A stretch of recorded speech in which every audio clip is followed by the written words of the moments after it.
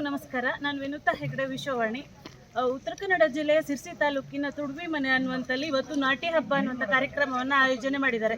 ಸಾಂಪ್ರದಾಯಿಕ ಕೃಷಿ ಪದ್ಧತಿ ಗದ್ದೆ ನೆಟ್ಟಿ ಮಾಡುವಂಥ ಕಾರ್ಯಕ್ರಮವನ್ನು ಸ್ಕ್ವಾಡ್ವೇಸ್ ಸಂಸ್ಥೆಯಿಂದ ಆಯೋಜನೆ ಮಾಡಿದ್ದು, ಇಲ್ಲಿ ಹಲವು ಇಲಾಖೆಗಳು ಕೂಡ ಸಹಯೋಗವನ್ನು ನೀಡಿದ್ದಾರೆ. ಇಂತಹ ಗ್ರಾಮಾಂತರ ಪ್ರದೇಶದಲ್ಲಿ ಎಷ್ಟೆಲ್ಲ ರೈತರಿಗೆ ಅನುಕೂಲ ಆಗಬೇಕು, ಯಾವ್ಯಾವ ನಿಟ್ಟಲ್ಲಿ ಆಗಬೇಕು, ರೈತರಿಗೆ ಯಾವ್ಯಾವ ಸಲಹೆಗಳು ಬೇಕು ಅನ್ನುವಂಥದ್ದನ್ನು ಕೂಡ ಈ ಹಬ್ಬದಲ್ಲಿ ತೋರ್ಪಡಿಸಲಾಗಿದೆ. ಔಷಧಿ ಗುಣಗಳು ಹೊಂದದಂತ ಎಲ್ಲ ಭತ್ತಗಳು ಉಳಿಬೇಕು ಅನ್ನೋದು ಆ ನಿಟ್ಟಲ್ಲಿ ಪ್ರಯತ್ನ ಮಾಡಿದ್ವಿ. ಇವತ್ತು ನಾವೆಲ್ಲರೂ ಸೇರಿ ಕೊನೆಯಲ್ಲಿ ನಾಟಿ ಮಾಡ್ತೇವೆ.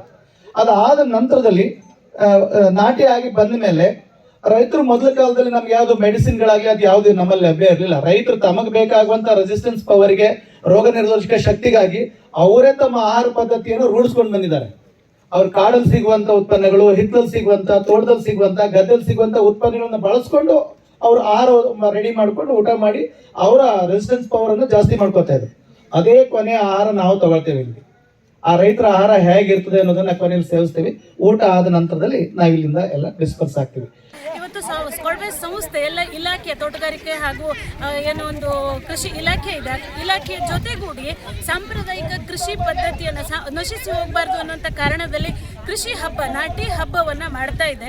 ಇಲ್ಲಿ ಅಗೆ ಹಾಕುವಂಥದ್ದು, ಹಾಗೆ ಏನು ಉಳುಮೆ ಮಾಡುವಂಥದ್ದು, ಎತ್ತುಗಳನ್ನು ಕಟ್ಕೊಂಡು ಉಳುಮೆ ಮಾಡುವಂಥದ್ದು, ಸಾಂಪ್ರದಾಯಿಕವಾಗಿ ಯಾವ ರೀತಿಯಲ್ಲಿ ಕೃಷಿಯನ್ನು ಮಾಡಬಹುದು ಅನ್ನುವಂಥದ್ದನ್ನು ಪ್ರತ್ಯಕ್ಷವಾಗಿ ಇವತ್ತು ಇಲ್ಲಿ ಗದ್ದೆನಲ್ಲಿ ಇಳಿದ್ಬಿಟ್ಟು ಮಾಡ್ತಾ ಇದ್ದಾರೆ.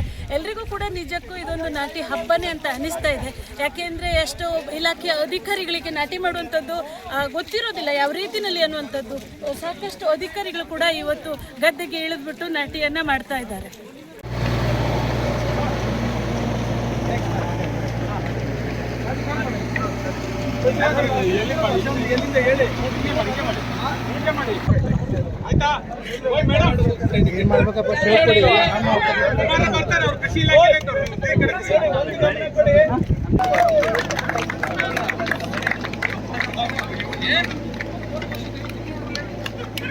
ನಾನು